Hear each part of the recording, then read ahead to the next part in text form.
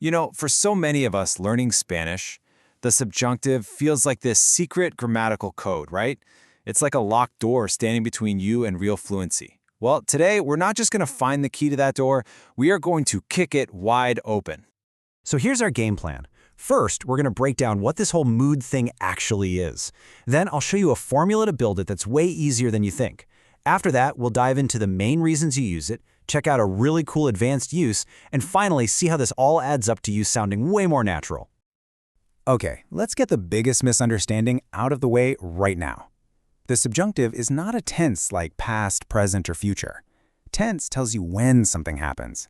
The subjunctive, well, that's a mood, and it tells you how the speaker feels about what's happening.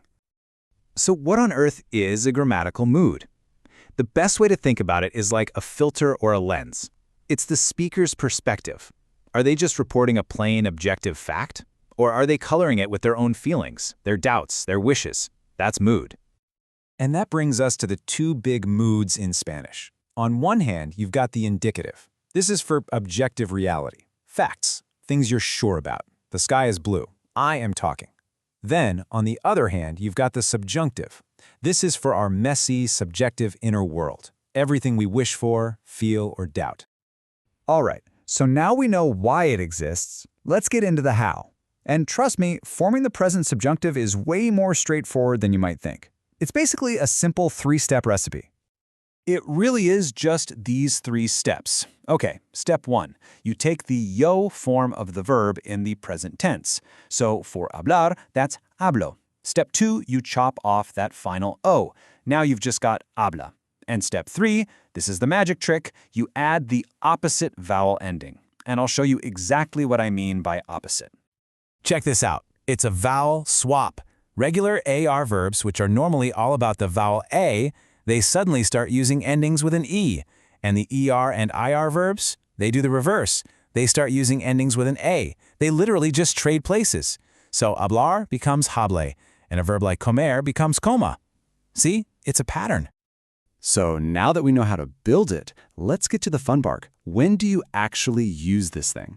Well, the biggest reason is to talk about our internal world, all of our wishes, our emotions, and our doubts.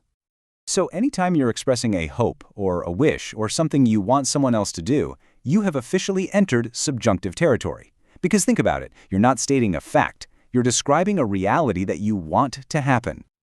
Look at this classic example. Espero que tú vengas. I'm not declaring for a fact, you are coming. No, I'm expressing my hope that you come.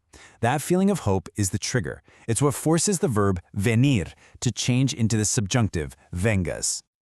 You should totally get familiar with these trigger phrases. They're like your cheat codes. Anytime you start a sentence with I want that, I desire that, or I ask that, it's your signal. The verb that comes next has to be in the subjunctive.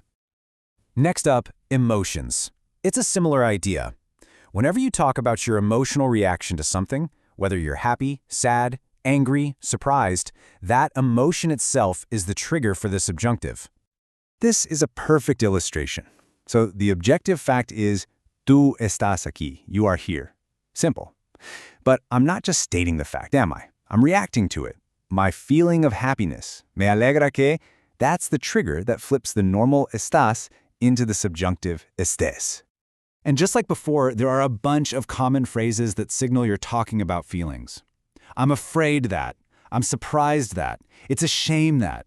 All of these are about your personal subjective take on things, and they will always, always trigger the subjunctive. Okay, this next category has a kind of formal name, impersonal expressions. But the idea is actually super common. It's when you make a general statement about something being important or necessary or a good idea without attaching it to any one person. For example, when you say it's important, you're not stating some universal scientific fact. It's a subjective opinion, right? A value judgment. And that subjective judgment is what triggers the subjunctive. It's why you say estudies instead of the normal indicative estudias. Okay, you ready to level up? Let's look at a more advanced but incredibly powerful use of the subjunctive. Talking about things that might be uncertain or things that might not even exist. This is where you really start to sound fluent. So picture this. You're looking for something, but you're not sure you're going to find it. Maybe you're looking for an apartment that has 3 bedrooms and a balcony, or a person who speaks 5 languages. If you aren't talking about a specific thing that you know exists, you have to use this subjunctive. This example is perfect. Busco un libro que me interese. I'm looking for a book that interests me, not a specific book I have in my hand. Do I know for a fact that such a book exists and that I'll find it? Nope. That uncertainty, the fact that its existence isn't a sure thing, is why you use the subjunctive interese. So here's the bottom line. If you're describing something and there's a chance it might not exist, or if you're flat out saying it doesn't exist, like there is no one who can do that, that uncertainty or non-existence is your cue. Time for the subjunctive. So, why have we gone through all of this? Is it just about passing a grammar test? Absolutely not. It's about taking what seems like a complicated rule and turning it into your personal superpower for expressing yourself. I mean, think about it. The subjunctive is what lets you talk about hopes, fears, doubts, and dreams. It's the difference between just stating facts about the world and actually sharing your rich, complex inner world with someone. This is what moves you from sounding like you're reading from a textbook to having a real, natural conversation. And this right here shows you where this whole journey can lead. Now, quick heads up, this example uses a different form of the subjunctive, but don't worry about the mechanics for now. Just focus on the idea. If I had money, that's the ultimate subjunctive statement, isn't it? It's not reality, it's a hypothetical dream. And the subjunctive is the mood that lets you bring that dream to life in conversation. So look, the big takeaway is this. The subjunctive isn't some scary monster trying to block you from fluency. It's a bridge. It's a tool for deeper, more meaningful communication. You have the key now. So the only real question left is, what amazing hopes, dreams, and doubts are you finally going to express?